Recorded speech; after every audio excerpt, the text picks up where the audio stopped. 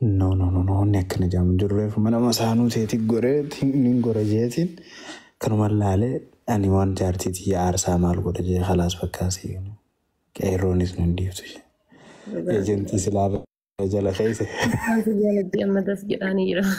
Fayyooda.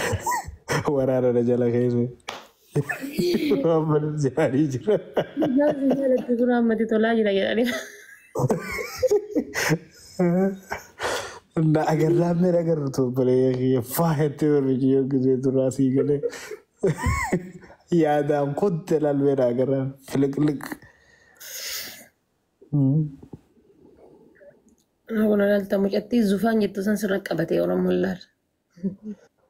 haasita kana fe meenu balaalmee quudhiif wayitoo bulloo kiyya kajoo kana mee eessan naa agartee obboleessa mee rabbisi boqoo isaa akkanaan akkas jedhe Akka tachi jooyin goote zufaan biraa dhufa. Maaliin? amma beekaatiin anumaan mana masaanuu zeetiin magajee malee dhugaa rabbi oolan seenne. Dasiisiseenti. No, wallaahi hin seenu. Maal godhaa seenna sirraa maal dhabee seena. Deengidda baranchi masmara diimaan agarsiiftee bira. Gammachuun irraa dhabde, nyaatan irraa dhabde, kabajaan irraa maali naan jette bakka gaafa san booda dubbiin sanna keessa gayyate. Haasoo sanirra kanaan galiin. No, jala jooyin godhuu rakkoon qabu gaa'is. Jala jooyin godhuu rakkoon qabu. Garsiisan keessa gisee argitan isinuu beektan kaabii gochi.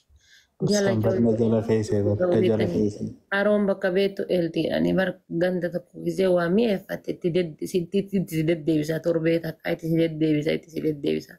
Gaaf kan xaffa'uu ni oolu. Kanaafuu jala dhaqee dhufuun rakkoon qabu. Isin akkamitti argitan akka jala dhaqee dhufe?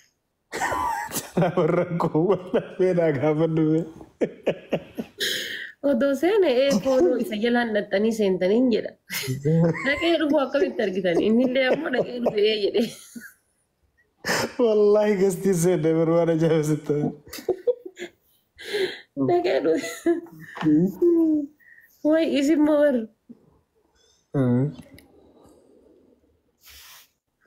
Maal taate? Maal taate? Waan ofii bagadassi jee. Namatu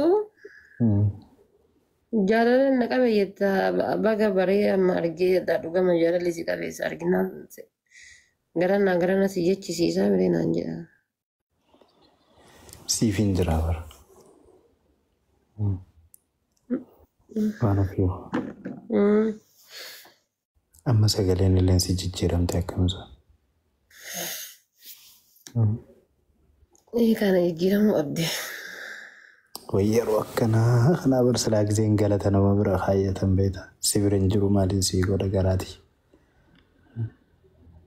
Angaroo akkana nama bira dhiira biroo taasisuu danda'u maasiif taasisuu hin dandeenye. Osoo amma dhiira biraa taatee arguufee akkanatti wanni jedhu 99. Maal akkasii wallee dhiyeenya kana michoon irra deebite nagarre afaan kosii malee hin beeku haasa'uu sanii bara. Okko sitti haasa'uu hin danda'u bar. Na haasa'uun si dhibaa? Yaa. Sarakkisaan? Wanni haasa'u hundi bakka hin jiraan. Wayi roongii dhufaadhee sodaadha. Lafeetii maal taate narraa qallatte dhiyeenyaan uskoon yaadaa si baay'ate siif hin jira siin hin jenneen yaadinii siin hin jenne. Yaada bichaa kun waamee kan jiran argitu laal. Maali hin argu? Hin argu. Waan xiqqaa tokkoon argaa heena fakkaatu malee waan biraa fakkaatu.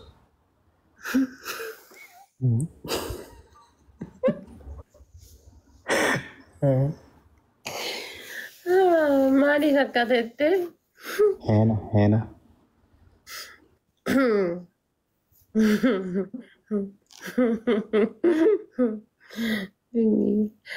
Haa ta'u akkuma jettee haa ta'u.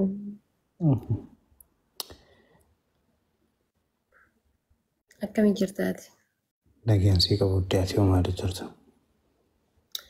جرا والله الحمد لله كنا أسجني ما Oolmaan تاتي keetiin. أخلا لا يسنتي بعدين أنجرا برجع الجلا واي فاي نرى بدي إفهم بدي أسمعك إفا إيجو ساعات تكولا كاكستوري ديبي بقى أجمع سلك لو قاعد أجمع الربان كوجريا Hirribni kee kunis adawwii kee guddaa bara. liivii seena osoo jedhu jechuudha galgala lafti sa'aatii galgala liivii seena osoo jedhu ifaan illimnarra jedhe silkii haasa'aa ture achi ifaan illimnarraa jennaan akkasuma silkii gurrarraa fuudhee lafa kaa'eetuma osuma ifaan kun yoo moldebee waayifaayi naa deema daataan qabu ammoo ani waayifaayi fayyadama waayifaayin ammoo yeroo ifaan badanii bada biyya kana daataa fayyadamuun ni ulfaatani beektaa. Yaa rakkoodha. Achumatti welcome emmi kona dhufu achumatti bas hirribni naan kutee gizee ibsaan harka hedduu naa dabalee jira. Ayee amma waan si gaafadhame waan ofiikoo. Gaafii sirrii si gaafadha okkee. Ayyee gaafadhu. Gammachuun ta'e guddoon wanni ati waan kana galmaaniin gaattee akkaan eegdu akkaan hawwitu gammachuun kee guddoon kaminni maali? Gammachuun xiyya guddoon galmaanni gaa'elee aan eegu.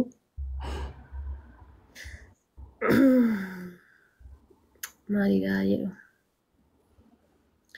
Gammachuun xiyya guddoon akkaan galmaanni gaa jedhee aan eegu garuu irra caalaan biyya kana keessaa bahuudha. Tun ammoo bultii ijaaradhee abbaa manaa kiyyaa waliin haadha ilmoo gaarii ta'ee haadha manaa gaarii ta'ee obsituu hunda dandeessuu ta'e nan jiraadha jedhee. Galmaaniin gaattee kan gooliin kee jechuudha. Yaa. Wanni ammoo ati firraa sodaattu gatti kee guddaan kan ati jibbitu dheessitu maali? Kan na gaddisiisu yoo jiraate nama dhugaadhaan onneen jaaladhe dhabudha. Onni na gaddisiisu. Amma ati firraa eegdu irraa illee fagaattu diina kiyya illee muuziin kaateettu include everything. Jaalala dhugaati. Jaalala dhugaa firraa eegda? Yaa. Akkas hin qabne? Gosh, akkamsi goota kana turame waan ofiiru. Nama jiila qabuutu si galee waa firraa eegameeta. Jiila qabdaa mee akkamsi goota beeffadhaa xiqqoo ayisuuf illee haalloollishaa hun attaasibi. Yaa jaalala dhugaa diina kiyyallee kan qabinne jedhee ofirraa eegate jaalalli dhugaa baay'ee badduudha. Dhibee birootiin qabamu wayyaa dhibee biraa dawaatti barbaadda beekama jaalalli dhugaa laammoo rakkoodha. Dhukkubsattee hospitaala ciisuu irra wayyaa.